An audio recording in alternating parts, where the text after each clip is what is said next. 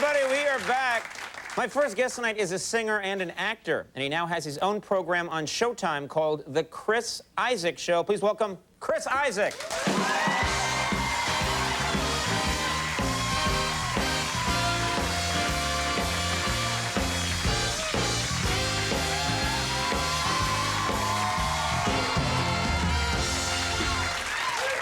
You cleaned up your act. Thanks. We look like cops. I know. I was going to say. I don't know, if we walked up, you and I walked to a door, people would expect us to have a Bible or pamphlets or something like that. No, I was talking to you. I've never seen you dressed like this. You look like the lawyer for Chris Isaak. The taffeta thing when we get together, but that's a whole other story. They don't have to know about that.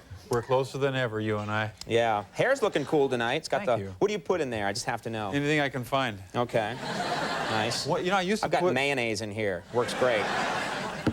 Sandwich? Here you go. Yeah, right. I bake it. It's high cholesterol. You know, I actually, you know, whatever I can find, I put in my hair. Really? Grease, olive oil, doesn't matter. Well, we were talking before the show. We're both, you're still, of course, following. It's part of your line of work, but rockabilly fanatics. Yeah. I got into that music years ago, and I had the giant crazy pompadour and the crazy mic. I try, you know, like now I got my own TV show. I'm trying to be a little more square. Okay. Well, this is working. See, you know, because I look and I go, see, I put this suit on, I look like somebody that you might like have in your home or hire or something like that. I don't want to look like, because I used to want, when I started off in music, I wanted to look like frightening to people. Right. I thought, yeah, square is afraid of me, aren't you? You know, you know, like you get Were on you a smoking bus there? or What was you know? that? That was. I would just do. I had an affectation with my fingers. I never smoked a cigarette in my life. That was a Twix candy bar. Yeah. Actually, Those squares, crunch, I never crunch. smoked a cigarette in my life, not one. Seriously? I've never smoked one Good cigarette. for you. It's bad for you. No, shoot up between my toes and stuff like that. But... no, I don't. I'm seeing the people on the wall just melt right there. Yeah, the great talk show greats. Now, are people responding to the show? Are you getting a good, getting good not feedback? Really, no. Not really. It's been, but thanks for having me on anyway. Yeah, right. Well, this is your farewell from show business. It's weird because, you know, like I'm a musician, so people don't, like you get one kind of group of people that would listen to your records or something, and then you're on TV and you get a different group of people. What I think of as mostly like shut-ins. This show now, this is entirely watched by prisoners. That's what our show works. I get a lot of letters from prisoners. I bet you do. Yeah. Let's move along off that. We have some nudity on the show, so we actually do get. We have nudity on the show, and we get letters from prisoners, and we have a girl on the show. She's like a very sweet girl, but in every scene, she's naked. I mean, she hadn't had a stitch of clothes all season. You know, at the end of the season... Is it part of the plot, or does she just walk in and say, you know, no, we're just phone call for you, and she's just naked? You know what it is, really? People got on our case, but it's a budget thing, Conan. Okay, yeah. It's cheaper. And, you know, I told her, and she's this very sweet... Bobby Jo is this very sweet girl, and she's the nicest girl in the world. You know, I talked to her, and I go, what are you doing, Bobby Jo? Oh, I'll bake some cookies for my nephews. You want something like this? You know, this is her. But she's on TV, and she's always naked when she's talking to me. She's on this kind of turntable, turning around naked. Don't ask. It's a long story. Anyway, she's I feel like I should ask, but... But I told her, I told her now it's come true. I said, Bobby Jo, when this comes out on TV, 12-year-old boys are going to look at you in a different way. Yeah. And it's happening. Yeah. And does she like it? Does she like the attention she's getting? I don't, you know, I don't think that's really, that's not her picture of herself. You know what I mean? She doesn't kind of picture herself as being as sexy. I never really noticed that she looked good all the time I was working with her, because when I worked with her, when I'm working with her... That is the biggest load of crap I've ever heard. I'll tell you why. Oh, you were naked this last hour? I'm sorry, I didn't know.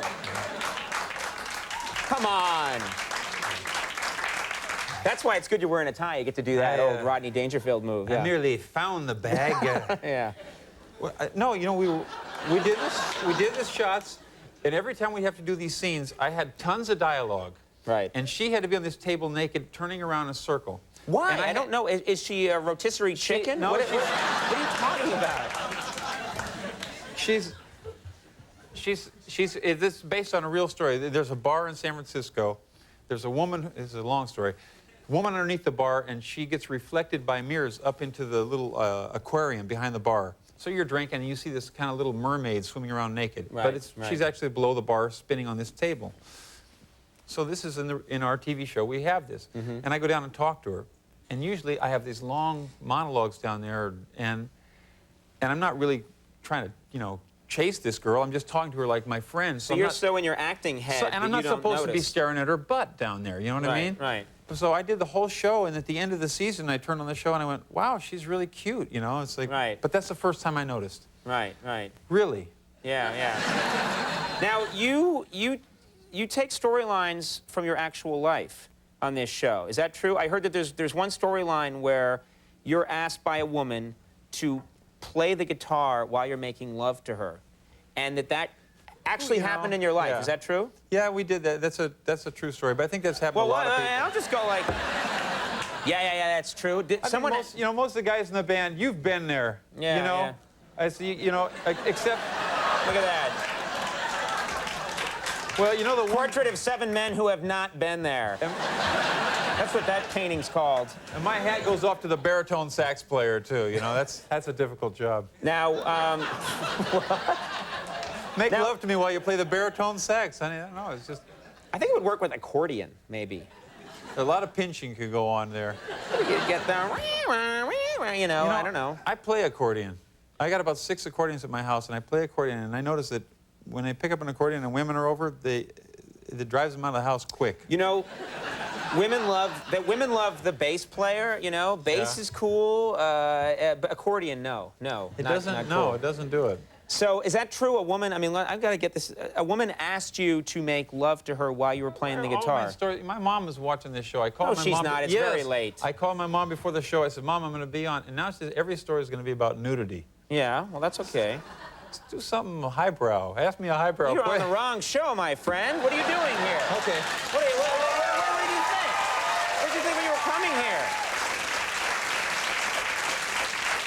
You know, you can't. What do you think? You're on CNBC? What do you... I got the suit and tie. I was hoping for something. It's a chain. I'm turning over a new leaf, Conan.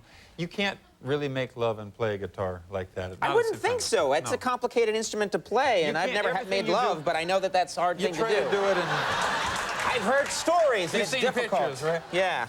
I've seen pictures. Every all song right. that you play, it all turns into the locomotion. You know what I mean? I'm sure it does. You can't play Kumbaya when that's happening. Let's talk about your bedroom. Your bed. I read this article that says that your bedroom is made up. You have a bedroom in your house that's an exact recreation of your bedroom when you were growing up as like a kid, a teenager. Is that true? Yeah, it's exact. What happened is I grew up and I moved out. And my mom said, you know, I want to clean all your stuff out of your bedroom. So I said, okay. And then I had all this stuff in boxes. I thought, where am I going to put it? And I had an empty room in my house that was roughly the size of my bedroom. So I thought, hey, I don't have to think at all. I'll just put all this stuff in the bedroom like it was. And I did. But on my ceiling in my bedroom, since I was a kid, I just had all these pinup pictures from like the 30s and 40s of women up there. And the whole ceiling is covered with pinup pictures. And I had taken all the pinup pictures and put them on my new bedroom, but there was about 3 feet short of what I needed. You had some open wall space. A little open wall space. And so I went down to this bookstore in San Francisco, and they had certain kind of books that I needed for the ceiling. And they also carry like religious books and things like that, so I knew the store. But you were in the back of this store. Yeah. And so I go in the store and I say, look, I need some kind of like pin-up pictures from like the 40s and 50s. She goes, okay. And I said, I'm going to cut them up so they could be old. And okay. She comes up with a box. She goes, go through here, see what you like. The first couple of magazines are like really graphic color, like 1975 hardcore, funky wild stuff, you know. I know exactly what you're talking about. Yeah, right there, yeah? Come on. I know. Conan picks it up and goes, oh, I read this one already. Yeah. So I go through the first couple of them, and I'm going, no, I don't want that on my ceiling. I don't want that one. And as I had like a stack over here on the side that are really horrible. The front pages, they put the worst stuff on the front page. So this right over here. Yeah, the in-depth articles are later on. And I'm holding these magazines in my hand. I'm looking there, and these 2 women come up, nicely dressed, about 45, and they walk up and they go, are you Chris Isaak? We have all your records. We're such big fans. You have such sensitive music. And I'm standing there with, like, you know, Bottom Explorers 2 or something, you know. Inferior to Bottom Explorers 1, I'll point out. It must have been good 1, and they made it 2, right? And I just, you know, it's like the look on your face is kind of like, yeah, hi, how you doing? It's like Yes. trying to like put that away. I always like to meet my fans. Yeah. Check this out. I'm doing a doctoral dissertation. Yeah. Did, well, they probably got over it, though. I hope. Yeah. They're probably watching this show and realizing just what kind of people we are. You're assuming everyone's watching this show right now. Well, all 3 people that watch Yeah, Showtime. right. They moved over here for the night. You have some odd eating habits. You like to experiment with your food. You like to try different things. Because you said you grew up in San Francisco. And we were talking backstage, Well, and you were... I grew up in Stockton, but I'm in San Francisco. They got a big Asian community. Right. And you're nuts not to try different kind of food. And also, I used to, you know, when I go in a restaurant, I'm looking at the band because probably they've been there too, but you go in a restaurant, you're broke, you're starting off gigs, and you don't look at the menu on the left side, you look on the right side. You go, hey, $2, I could eat that. What is that? Right. You know, one time I ate at a place in San Francisco, and I went in there and I had like gone behind the couch and got all my change. And I knew I had like 2 days before a gig and I had to like make it last. And I got some kind of thing called, I was like moo goo something. And it came out and I thought it was going to be good. It came out like in a bowl and it was like porridge. Porridge with like duck pieces in it. They just fed like a duck into a propeller, You know, and I ate it. and then held a bowl underneath? Pretty much like a fan went through there. Right. And, It's probably you know, ducks that hit airplanes taking off. out of They the just- airport, they just served it scoop up, that yeah. up. But you know, I eat stuff that like guys in my band, they won't, like guys in my band won't take candy or anything from me. Right. Because they think that it's probably strange. No, because they say it makes them sleepy.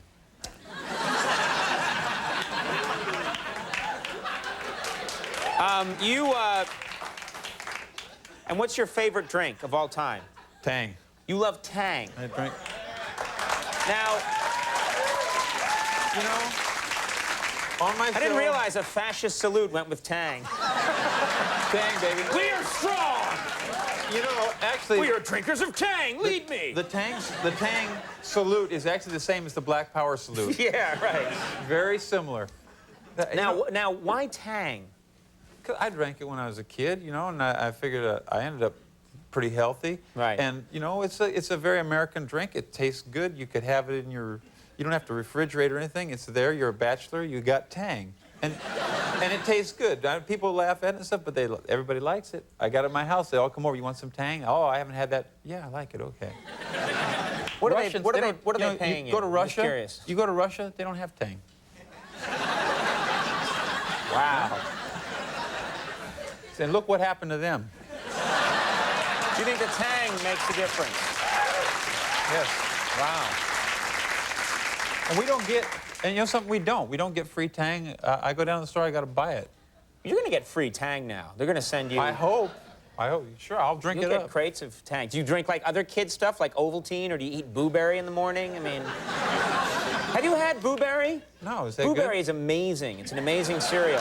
It's got little blue marshmallows in it. I don't know how they get them blue, but it's amazing. I'll tell you what, if you get some Blueberry in the mail tomorrow, I'll trade you that for some Tang. How's that? We We'll should hook get up. together sometime, and we'll have Blueberry and Tang, and just see what happens. I bet when you combine those two, it's a crazy high.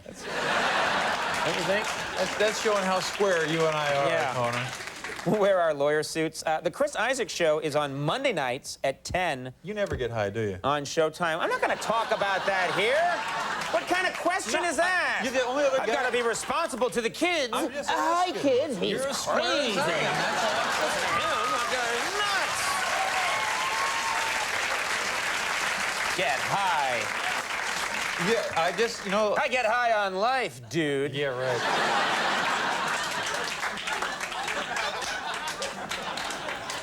Which, trust me, ain't so great. All right. Mitzi at the body shop said hi to you from L.A. too. All right, stop that.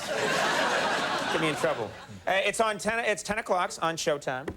You got to watch that on Monday nights. Yep. And it's a fine program. And please come back and we'll discuss whether or not I Thanks, get man. high. Chris Isaak, Harry Gilpin.